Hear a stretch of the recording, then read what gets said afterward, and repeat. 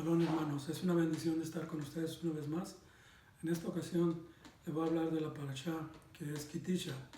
En los últimos dos parashot de Terumá y Tetzaveh, Dios dio instrucciones detalladas de cómo Israel debe celebrar y hacer el Mishkan, el santuario, en el que habitaría Dios. En esta ocasión la parashá empieza ordenando a Moisés que haga un censo a los hijos de Israel. En Éxodo 30, 11 al 12, entonces el Señor le dijo a Moisés: cuando haces un censo de los israelitas para contarlos, cada uno debe pagar al Señor un rescate por su vida en el momento en que es contado.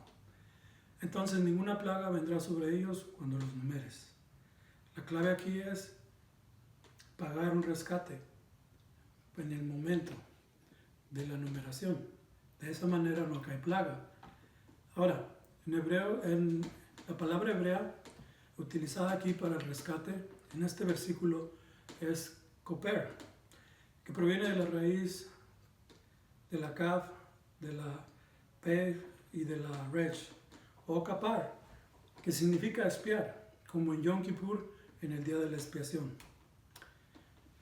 Para la construcción de los templos, los israelitas iban a dar todo lo de sus corazones dictara, en Éxodo 25.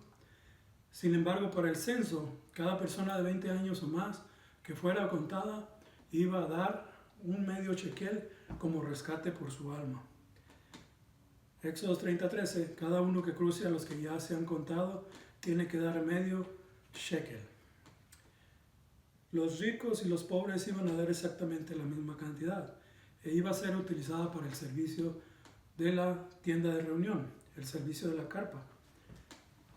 Ahora, en Éxodo 30:16 nos dice: recibe el dinero de la expiación, el Kippur, de los israelitas, y úsalo para el servicio de la tienda de reunión. Será un monumento para los israelitas ante el Señor, haciendo expiación para sus vidas.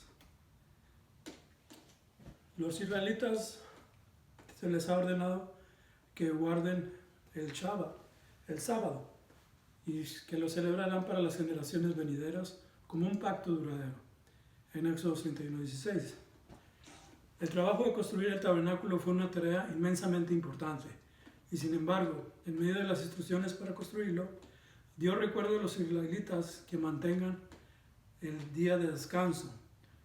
Por muy importante que sea cualquiera de nuestras obras, incluso para el Señor, descansar en Shabbat tiene prioridad. ¿Por qué? Porque es una señal entre yo y los israelitas para siempre, porque en 6 días hizo los cielos y la tierra, y en el séptimo día descansó y se refrescó. Éxodo 31:17. Los extranjeros que se unen al Señor para servirle, que guardan el Shabbat, el sábado, sin desecrarlo, y que se aferran a mi pacto, a estos los llevaré a mi santa montaña y les daré alegría en mi casa de oración, porque mi casa será llamada casa de oración para todas las naciones. Isaías 56, 6 al 7. Cuando Moisés estaba en el monte Sinaí con Dios, se quedó más tiempo de lo esperado, porque la gente se reunió alrededor de Aarón y dijo: venid, haznos dioses, un Elohim, un Dios, que vaya delante de nosotros. Éxodo 32:1. Al hacer esa abominación fue idolatría, y Dios se enojó con el pueblo de Israel, tanto que repudió momentáneamente, diciéndole a Moisés en la montaña: baja, porque tu pueblo a quien trajiste a Egipto se ha corrompido. ¿Por qué Dios está tan enojado? ¿Por qué Él es celoso? Él dice, una de sus características o su carácter es ser celoso. En esto Dios, cuando Moisés Dios le estaba dando los 10 mandamientos, el que se les llevara al pueblo de Israel. El pueblo de Israel se había ayunado, lavado, puesto sus vestidos blancos, y Moisés estaba en medio. Lo que está pasando aquí es que Dios quiere hacer un matrimonio con Israel. Y no solo con Israel, sino con los extranjeros, o sea que con toda la humanidad. Pero debido a que el día de la boda, los hijos de Israel están con otro Dios. Y al estar con otro Dios, eso puso celoso a Dios, porque no les enseñó eso. Entonces, ¿usted cómo se sentiría si el día de su boda está en el día del casamiento y la que va a ser su esposa, su novia, está con otro? ¿Cómo se sentiría? Así sintió Dios. Eso es lo que está pasando en ese momento. Se enojó tanto que quería desarraigar al pueblo de Israel. Pero entonces Moisés viene y dice, cuando Moisés fue para regresarse, cuando regresó y se trajo las tablas de la ley, que las traía, y al ver todo ese movimiento, toda esa caravana, todo ese carnaval que estaban haciendo los israelitas, toda esa abominación, ese adulterio, idolatría, entonces agarra y rompe las tablas de la ley. Entonces, ¿qué significa eso? Que agarra el acta de matrimonio y la rompe por dos. No se lleva a cabo el matrimonio. No se lleva a cabo. Para entonces Dios estaba muy enojado y Moisés empieza a clamar: no los quites, no los borres. Si tú, dice, los borras a ellos, si los desbaratas, si los matas, también dice, bórrame a mí del libro de la vida. Fíjense qué pastor era Moisés. Moisés estaba diciendo a Dios que lo borrara del libro de la vida si mataba a Israel. Ese era un intercesor, un pastor que se pone en la brecha, que se pone a orar por la gente que está pastoreando. Y empezó a dialogar con Dios.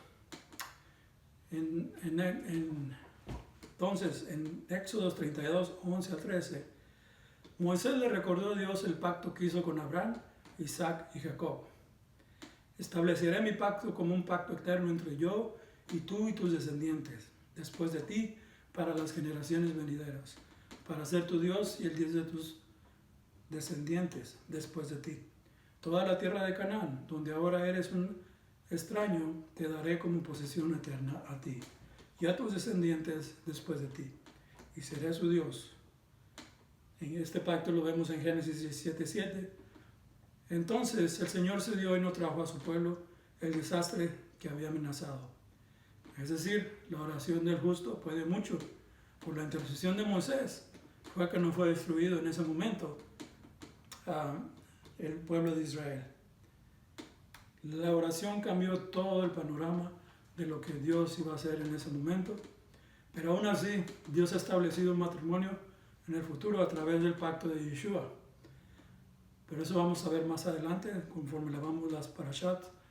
Y también lo que les quería dar a saber, así como las tablas de la ley fueron rotas, así también el primer templo de Salomón, vino Nabucodonosor, más bien su hijo, y derrumbó y destruyó todo lo que había construido Salomón. Fue destruido el templo de Salomón una vez. Pero lo más sorprendente es que en los años, después de Yeshua, en el año 70, viene Roma, ya habían reconstruido el templo otra vez, Herodes lo hizo más bello, más hermoso, más grande, estaba bien, y en el año 70 es destruido nuevamente por Tito. Es decir, es quebrantado también. Lo más sorprendente es que todos estos acontecimientos pasan en los mismos días que se fueron rotas la Torá. El día que el templo fue destruido, el segundo el templo fue destruido en los mismos días. ¿Y saben qué? Yeshua también fue quebrantado. Yeshua fue quebrantado por nuestra culpa. Así como Moisés traía la ley, Yeshua traía la gracia, pero nosotros seguíamos en carnavales, en fiestas, pecado. Yeshua entonces tuvo que ser quebrantado, igual como la Torá, igual como los templos, porque dice Juan 20, que Yeshua es destruir este templo y en 3 días yo lo levantaré. Los judíos se burlaban de él, porque ¿cómo va a decir que en 3 días puede reconstruir el templo? Pero el texto dice que él se estaba refiriendo al templo de su cuerpo, es decir, que el templo era Yeshua y fue quebrantado. Así es lo que esta parashá Ketisha nos enseña, Shalom, hermanos, y bendiciones.